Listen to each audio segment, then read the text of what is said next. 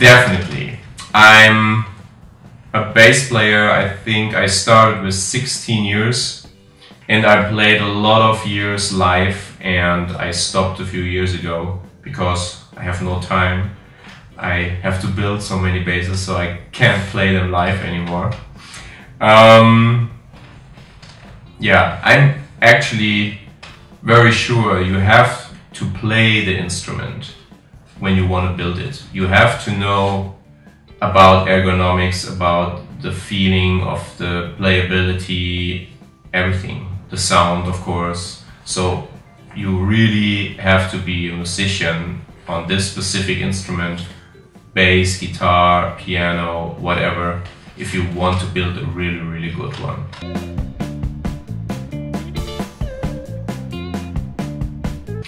I had no money for a good bass. When I started, I had a really bad one and I was not satisfied with it. I started to exchange electronics, exchange pickups, doing a new fret dress, setting up the instrument, and yeah, this was actually my start. After a while I wanted to know, can I make an instrument from a board of plain wood to the first tone, and this was the ignition when I made my first instruments, two, a fretless and a fretted 4-string, in the year 1996. That was the beginning.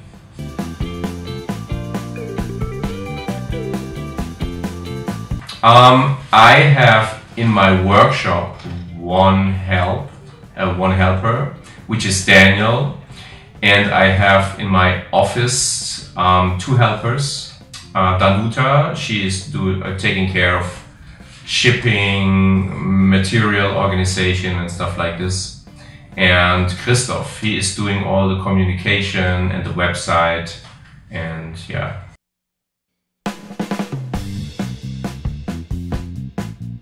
I think you want to know how they started. The Simpson bass was actually a custom order from a German customer, and the X-Men bass was an idea of mine. I saw the X-Men movies and I was so inspired by them and wanted to do an X-Men bass. So this was the ignition for this instrument.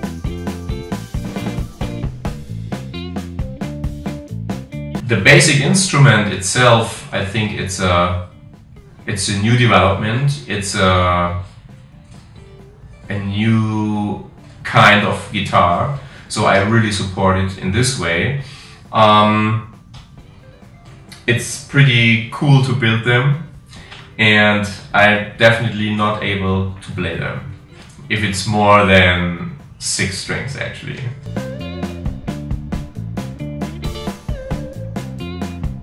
Actually, I had no business plan when I started to build my instruments. I just wanted to have good instruments, and then I just wanted to realize my ideas. And this is actually the same today. I don't have business plans, I don't have future plans like big businesses have. I just keep on realizing my ideas and the ideas of my customers. And yeah, it just happened to turn out like this.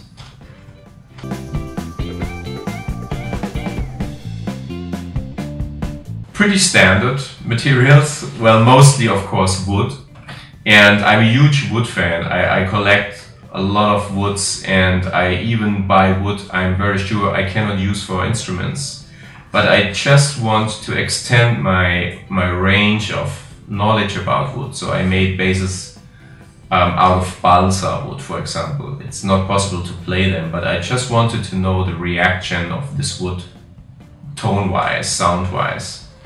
And so I really love to experiment with wood. I also experimented with plastics for body materials, steel, stone, glass, yeah. I just love to experiment and love to try out new woods, new materials for fret, for fingerboard, for neck, for bodies, electronics. Yeah.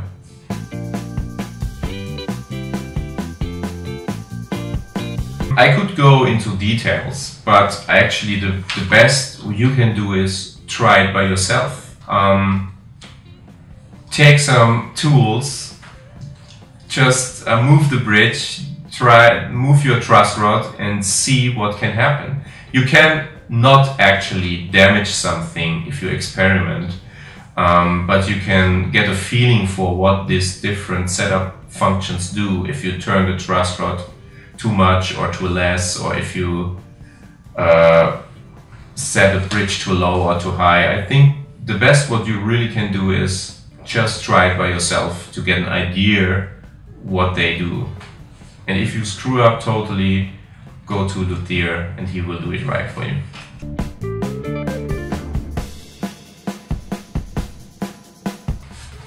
I know that it affects the tone a lot.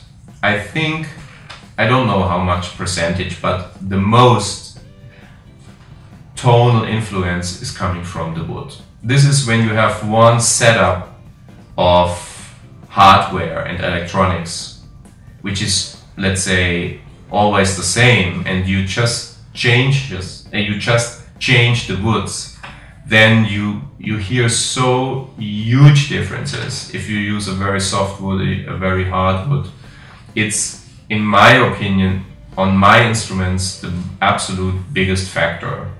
And it's also the factor you can control the most precise way in terms of designing the sound the customer desires.